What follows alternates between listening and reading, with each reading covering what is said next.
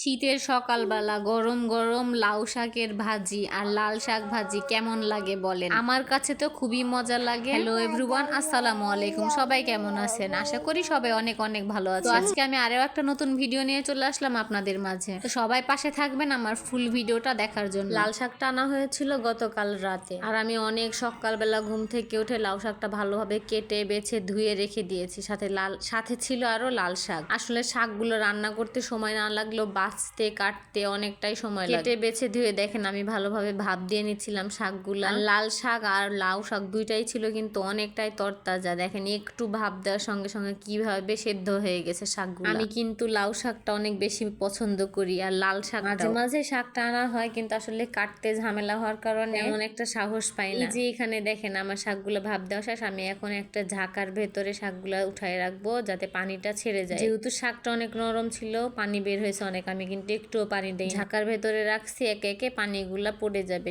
আর হ্যাঁ, কে কে শাক পছন্দ করেন অবশ্যই কিন্তু কমেন্ট করে জানাবেন। এই যে এখানে লাউ শাকটা আমার তুলা শেষ, এবার আমি লাল শাকটা ভাপ দিয়ে নিব। দেখেন কতটা তরতাজা ছিল শাকগুলি। লাল শাকটা কড়াইয়ে দিয়েই কিন্তু আমি খানিকটা লবণ দিয়ে দেবো, তাহলে তাড়াতাড়ি সিদ্ধ হয়ে যাবে। আর দেখেন কি একটা অবস্থা, কড়াইতে দেওয়ার 2 মিনিট পরে আমার শাকগুলো একবারে কমে এতটুকু হয়ে গেছে। শাকটা যে এতটা কমে যাবে আমি আসলে কল্পনাও করতে পারি না। এই যে আমার শাকটা ভাপ দেওয়া শেষ, এখন আমি ওই যে লাউ শাকটা যে উঠায় রাখছিলাম তার পাশেই কিন্তু এটাও আমি ঝাঁকাতে ঢেলে নিব, পানিটা যাতে পড়ে যায়। এই যে দেখেন দুইটা শাকে কতটুকু হয়ে গেছে। ভাপ দেওয়া শেষ, এবার আমি কড়াইয়ে সামান্য পরিমাণে তেল নিয়ে নিব। তারপরে তেলের ভেতরে পেঁয়াজ রসুনটা আমি থেতো করে দিব। এবার আমি একটু নাড়াচাড়া করে তেলে ভেজে নিব পেঁয়াজ আর রসুনটা। আমাদের শাকগুলো আসলে বাচ্চারাও খুব পছন্দ করে। বাসায় যেহেতু 3টা বাচ্চা আছে, তাই আমরা শাকে মরিচটা একটু কম দেওয়ার চেষ্টা করি। লাউ শাকটা যদিও বাচ্চারা তেমন একটা পছন্দ করে না, কিন্তু লাল শাক তাদের ভীষণ পছন্দ। এখানে লাউ শাকটা এই যে সুন্দর করে ভেজে নিব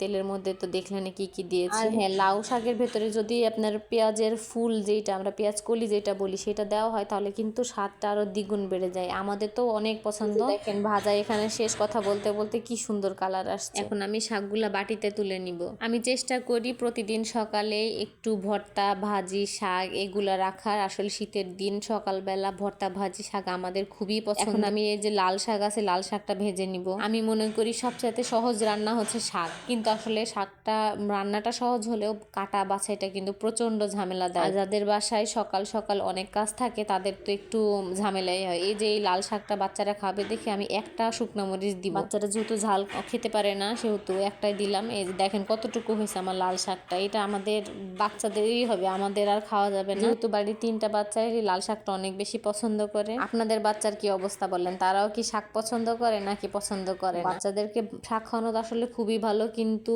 খাওয়ানোটা তত সহজ হয় না। বাচ্চারা খেতে চায় না, আর বাচ্চারা তো না খেলে জোর করে খাওয়ানোটা সম্ভব হয় না। আর কথা বলতে বলতে দেখেন কি সুন্দর আমার 2টা শাকই রান্না বান্না হয়ে গেছে। আল্লাহ হাফেজ।